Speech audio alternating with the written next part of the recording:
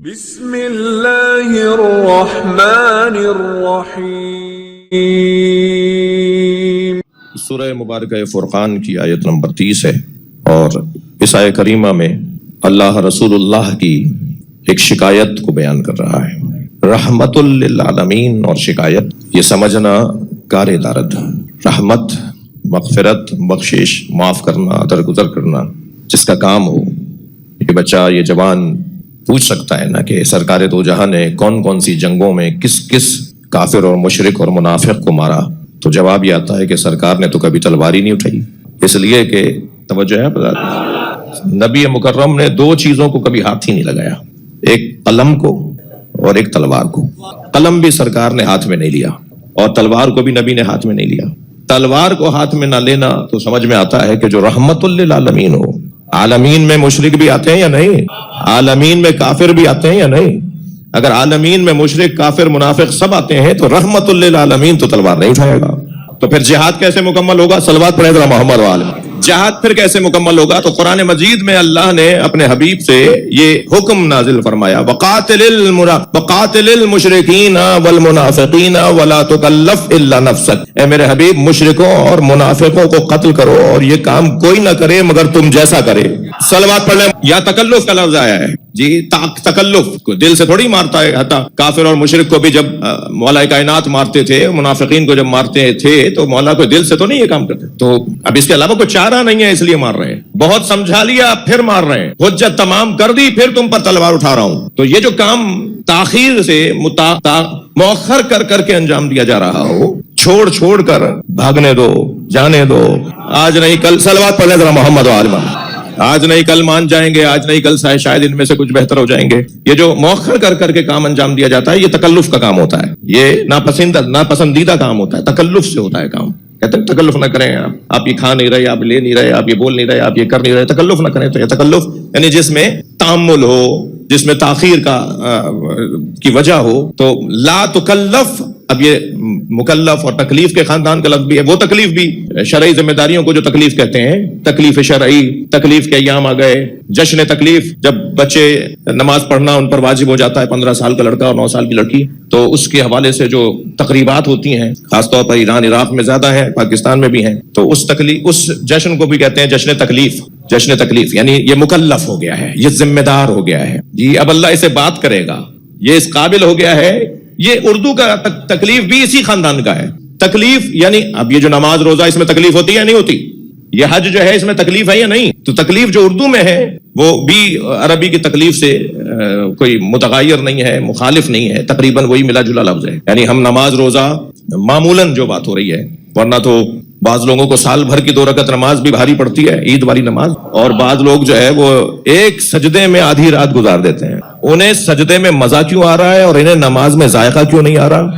مسئلہ یہ ہے کہ جس چیز کو ہم تکلیف سمجھ کے انجام دیں گے اس کا یہی حال ہوگا، اور جسے ہم اپنی جان سے زیادہ عزیز رکھیں گے اس کے اندر وہ حال ہوگا۔ صلوات اور ہدیہ کر دیں نبی کی ذات پہ۔ میں آپ سے گزارش کر سکتا ہوں تھوڑا سا اور قریب آ کے بیٹھنے، مل کے تھوڑا سا آگے آ جائیے، باہر بھی ہے بابا، آہستہ جگہ تنگ ہو رہی ہے، اور بہتر اور بلند صلوات رہیے۔ تو یہاں یہ کہا گیا کہ اللہ نے حکم دیا ہے میرے حبیب، یہ جو کافروں، مشرکوں اور منافقوں کو قتل کرنا ہے، یہ کام وہ انجام دے جو آپ جیسا ہو۔ تو نفس مصطفیٰ کو یہ کام دیا گیا، یعنی جنگوں میں جتنی تلواریں علی نے چلائیں وہ نبی کی جگہ چلائیں، نبی کی نیابت میں چلائیں۔ یہ واجب نبی پر قرار دیا گیا تھا، مگر آپ جیسا کرے تو کوئی آپ نے کیا ہے جی۔ جو اب جسے قرآن یعنی جسے اللہ نبی جیسا کہے، مسلمان اسے چوتھے نمبر پہ مانے۔ مجھے سمجھ میں نہیں آتا، سارا عالم اسلام متفق ہے کہ محشر میں علی کا پہلا نمبر ہوگا۔ میرے مولا نبی نے فرمایا کہ محشر میں جب علی کی آمد ہوگی، میرا حضور ہوگا، میری آمد ہوگی، تو علی میرے آگے چل رہے ہوں گے اور میں علی کے پیچھے۔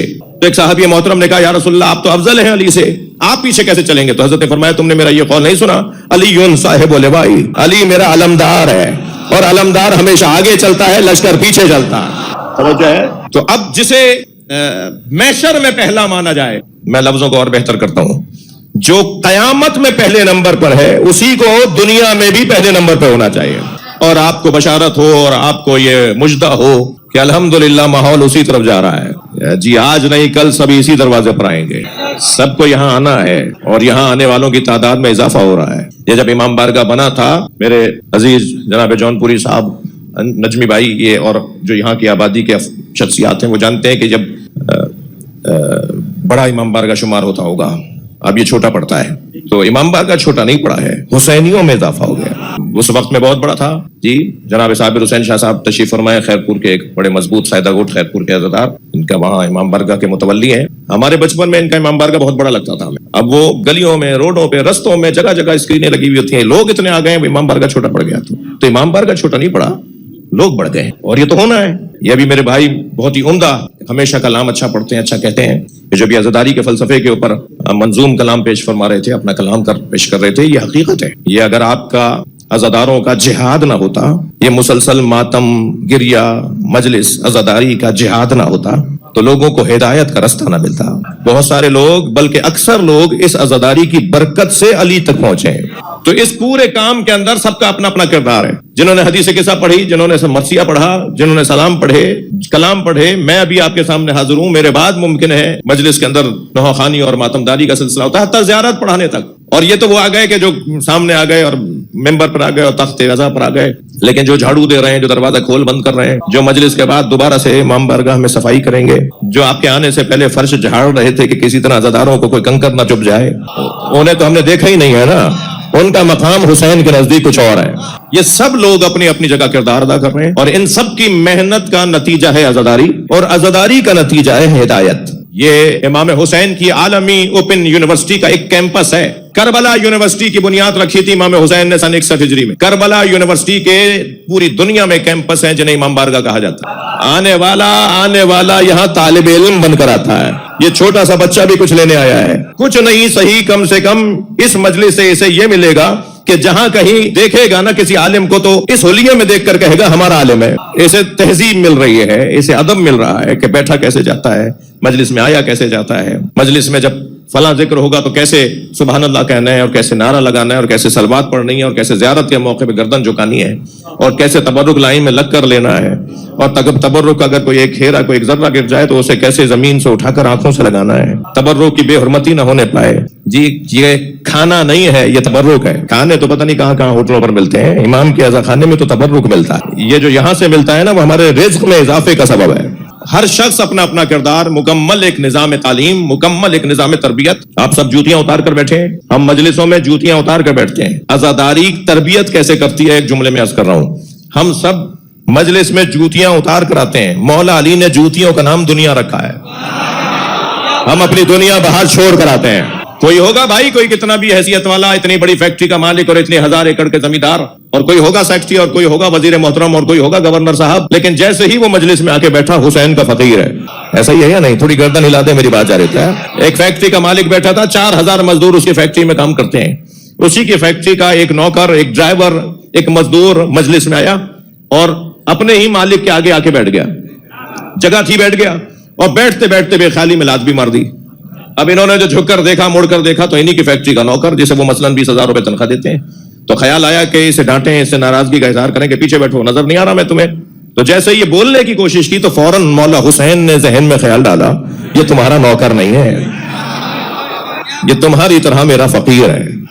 یہ خود ایک نظام تربیت ہے۔ سب سے زیادہ پریشانی کی بات اگر کبھی آپ کو اپنے لیے لاحق ہونا تو وہ ہے تکبر۔ جب کبھی ہمارے دل و دماغ میں تکبر کا وائرس آئے، تکبر کا کوئی بیکٹیریا آئے، تکبر کا کوئی جراثیم آ جائے، تو سمجھیں بیمار ہونے والے ہیں۔ اور تکبر مٹانے کا بھی ایک بہترین ذریعہ عزاداری ہے بھائی۔ وہ ٹیبلوں پہ بٹھا کر کھلانا، لائن لگ کے تبرک، ہاتھ پھیلا کے مانگنا، اس کا جو ذائقہ، اس کا جو اثر، اس کی جو روحانیت ہے، اس کو ختم کرنے میں پیسے کی فراوانی کا بڑا دخل ہے۔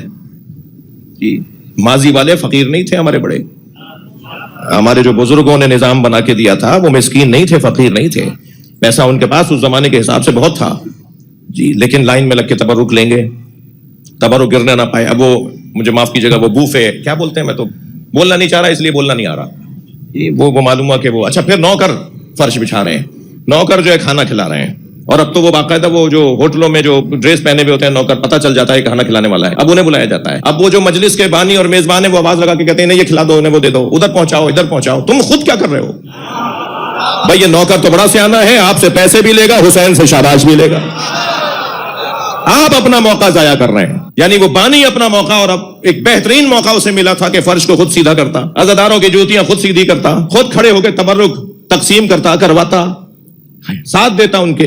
یہ بہترین موقع ہے جو یہ اپنے ہاتھ سے جانے دے رہا ہے. اب نہیں معلوم دوبارہ کب یہ موقع اسے نصیب ہوگا. بہت بڑا نظام ہے تعلیم و تربیت ہے. مجھے آپ کے کلام سے مجھے یہ دل کیا کہ چند باتیں میں یہ کر دوں. یہ جو نظام ہے نا، اس کو محفوظ رکھنے کی ضرورت ہے. اور الحمدللہ جیسے یہ امام بارگاہ ہے، جیسے اس علاقے کے اور عزاخانے ہیں، اور خاص طور پر جو نسبتاً چھوٹے شہر ہیں ان میں ابھی تہذیب باقی ہے. بڑے شہروں کی مصروفیت نے، پیسے کی فراوانی نے، وقت کے فقدان نے، عجلت نے، جلد بازی نے، شہر کا تقاضا جلد بازی ہو گیا ہے. ٹائم نہیں ہے، اتنے 1 گھنٹے سے تو آئے ہیں، مزید 1 گھنٹہ جانا ہے، پھر کوئی اور یہ ہے وہ ہے، معلوم ہوا جی جو فقدان وقت ہے اس نے بہت ساری توفیقات ہم سے سلب کر لی ہیں. اس لیے میں گزارش کروں ان بچوں جوانوں سے کہ جو اس وقت مجلس میں تعداد میں بھی جاتے ہیں، ان روایات کو اور اس تہذیب کو محفوظ رکھیں جو ہمارے بڑوں نے دی تھی، اور اس کا ذائقہ لیں، اس سے لطف لیں، اس سے روحانیت کو حاصل کریں. تو نبی مکرم نے کبھی تلوار ہاتھ میں نہیں لی، اور وہ تلوار ہمیشہ مولا علی کے ہاتھ میں رہی. اور مولا کی تلوار چلانا گویا نبی کے تلوار چلانے کے مترادف ہے. گویا وہ مولا علی تلوار نہیں چلا رہے تھے، مولا نبی تلوار چلا رہے تھے. قرآن نے کہا ہے کہ تم جیسا یہ کام کرے. اور بات بھی صحیح ہے کہ نبی مکرم کے زمانے میں منافقوں سے تو کوئی جنگ ہوئی نہیں. ذرا صلوات پڑھ لیں محمد و آل محمد.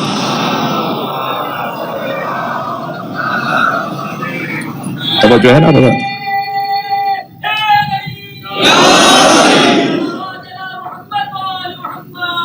اللہم صلی علی محمد و آل محمد. دوسری چیز جو نبی مکرم نے کبھی ہاتھ میں نہیں لی وہ ہے قلم. سرکار نے قلم ہاتھ میں نہیں لیا. قلم ہاتھ میں کیوں نہیں لیا، اس کی جلدی سے علت بیان کرتا ہوں. سرکار تو خود اللہ کا قلم ہے بھائی. نون والقلم وما یسطرون. اللہ نے ساری کائنات جس کے ذریعے سے لکھی ہے اس قلم کو محمد کہتے ہیں. تو جس کا وجود ہی قلم ہو تو یہ کہنا کہ انہیں لکھنا پڑھنا نہیں آتا تھا معاذ اللہ، یہ بے ادبی ہے، توہین ہے، یہ حتاکی ہے، یہ کفر ہے، یہ اناد ہے، یہ بغاوت ہے، یہ نبی مکرم کی نبوت سے خروج ہے. یہ ہرگز نہیں ہے کہ آپ کو لکھنا پڑھنا نہیں آتا تھا. یہ سوچنا بھی غلط ہے. جو یہ بات سوچتا ہے ان کو پڑھ کر تو آپ مفتی صاحب ہو گئے، ان کی حدیثوں کو پڑھ کر تو آپ مجتہد اعظم ہو گئے، اور جن کو پڑھ کر آپ فاضل ہو گئے انہیں پڑھنا نہیں آتا تھا. مسئلہ کچھ اور ہے. مسئلہ قلم ہاتھ میں نہ لینے کا، لکھنے پڑھنے کا مسئلہ نہیں ہے. حکمت ہے، فلسفہ ہے، مصلحت ہے. اب وہ کیا مصلحت ہے؟ ایک بہت بڑا نام گزرا ہے ہمارے علماء میں، علامہ محمد حسین طباطبائی اللہ مقامہ، وہ تفسیر المیزان کے مفسر جنہوں نے تفسیر المیزان لکھی ہے. وہ ہر کچھ مدت کے بعد اپنے بیٹے کو کچھ کاغذ دیتے تھے اور کہتے تھے بیٹا اسے کنویں میں پھینکاؤ. علامہ محمد حسین طباطبائی کے فرزند وہ کاغذ کنویں میں پھینکاتے تھے.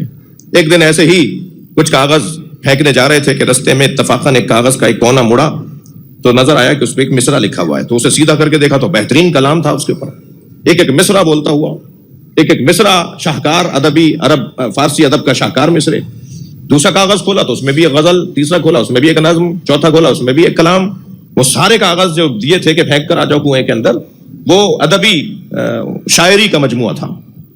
یہ واپس لے آئے اور ابا سے کہا کہ ابا یہ آپ نے مجھے کہا تھا کہ کنویں میں پھینک کر آ جاؤں، تو شاید کوئی اور مجھے پھینکنا تھا، یہ آپ نے مجھے یہ دے دیا. کہنے لگا نہیں بیٹا، جو میں نے دیا تھا وہی ہے، تم کیوں نہیں پھینک کر آئے؟ کہا بابا اتنا اچھا کلام میں کیسے پھینک دوں؟ کہا وہ جو پہلے پھینکے، وہ جو پہلے میں نے تمہیں دیے تھے وہ بھی تو یہی تھے.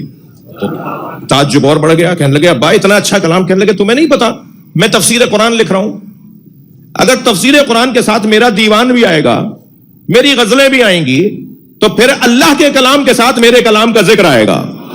میں چاہتا ہی نہیں ہوں کہ میرے کلام کا ذکر آئے، بس کلام ہے تو اللہ کا ہے. نبی مکرم نے قلم ہاتھ میں اس لیے نہیں لیا کہ اگر ایک مرتبہ بھی کوئی آپ کو لکھتے ہوئے دیکھ لیتا تو یہ کہتے قرآن انہوں نے لکھا ہے. اللہ کا کلام ہے، اللہ ہی کا رہے. صلوات پڑھیں محمد و آل محمد. جی جی اللہ اکبر.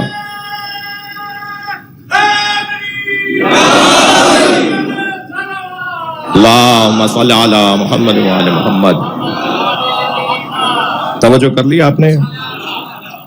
نبی رحمت للعالمین، اور رحمت للعالمین سے شکایت سمجھنا، قیامت میں نبی شکایت کریں گے. شکایت کیا ہوگی؟ علماء کرام تشریف فرمائے ہیں، اہل ادب تشریف فرمائے ہیں، پروفیسر حضرات تشریف فرمائے ہیں، مطالعے والے لوگ بیٹھے ہیں. وہ شکایت کیا ہوگی؟ وقال الرسول یا رب ان قومی اتخذوا هذا القرآن مہجورا. اور رسول کہیں گے اے میرے رب، اے میرے اللہ، میری قوم نے، اب جو ترجمہ سب کرتے ہیں پہلے میں وہی کروں گا، پھر تفسیری نگاہ سے بات آگے بڑھے گی. اے میرے رب، میری قوم نے اس قرآن کو تنہا چھوڑ دیا تھا. قرآن پڑھتے نہیں تھے، قرآن کا مطالعہ نہیں تھا، قرآن طاقوں میں رکھا ہوا تھا، قرآن رحلوں میں رکھا ہوا تھا، قرآن جزدانوں میں لپٹا ہوا تھا، قرآن مسافروں کی مسافرت کے وقت یاد آتا تھا، قرآن جان کنی کے موقع پہ ہوا دینے کے لیے کھولا جاتا تھا، قرآن کسی کے مرنے پہ قرآن خوانی کے وقت میں کھولا جاتا تھا، قرآن کا تعلق سفر سے اور مرنے والوں سے محدود ہو کے رہ گیا تھا. میری قوم قرآن پڑھتی نہیں تھی. یہ ترجمہ جو سب نے کیا ہے میں تو وہ کروں گا پہلے، پھر بات آئے گی اصلی. اگر یہ والا ترجمہ اور یہ تفسیر مراد لی جائے تو یہ نبی مکرم کی شکایت تو قیامت میں ہونی ہے نا. تھوڑی گردن ہلائیے، یہ قیامت میں شکایت ہونی ہے نا. اس وقت نبی کی رحلت کے بعد سے لے کے آج تک جو قرآن کی طرف رغبت بڑھی ہے، قرآن پڑھنے والوں میں اضافہ ہوا ہے، حافظان قرآن میں جو اضافہ ہوا ہے، دنیا میں واحد کتاب ہے جو سب سے زیادہ چھپتی ہے وہ ہے قرآن. سب سے زیادہ جو کتاب چھاپی جاتی ہے دنیا میں وہ قرآن ہے. سب سے زیادہ جس کتاب کو کھولا جاتا ہے وہ قرآن ہے. سب سے زیادہ جس کتاب کو رٹا جاتا ہے، حفظ کیا جاتا ہے، پڑھا جاتا ہے وہ قرآن ہے. سب سے زیادہ جس کتاب کی شرحیں لکھی گئی ہیں وہ تفسیر قرآن کی تفسیر ہے. تو نبی مکرم شکایت کریں گے قیامت میں کہ اللہ میری قوم نے قرآن کو چھوڑ دیا تھا. آگے تو مجھے لگ رہا ہے کہ رہا بچا ابھی جو شکوہ شکایت ہے وہ ختم ہونے والی ہے. یعنی جو نہیں پڑھ رہے تھے قرآن، جو نہیں پڑھ رہے قرآن وہ بھی پڑھیں گے، کیونکہ مسلسل پڑھنے والوں میں اضافہ ہے، مسلسل پڑھنے والوں میں اضافہ. قرآن سمجھا جا رہا ہے، قرآن پڑھا جا رہا ہے، قرآن کے مقابلے اور مسابقے ہو رہے ہیں. تو پھر ہو سکتا ہے قیامت میں قیامت سے پہلے سب قرآن پڑھنے والے ہو جائیں تو نبی کی شکایت ہی نہیں رہے گی. یہ تو آیت ہے بھائی، یہ آیت ہے، یہ حدیث نہیں ہے، یہ قرآن کی آیت ہے، سورہ فرقان کی. تو پھر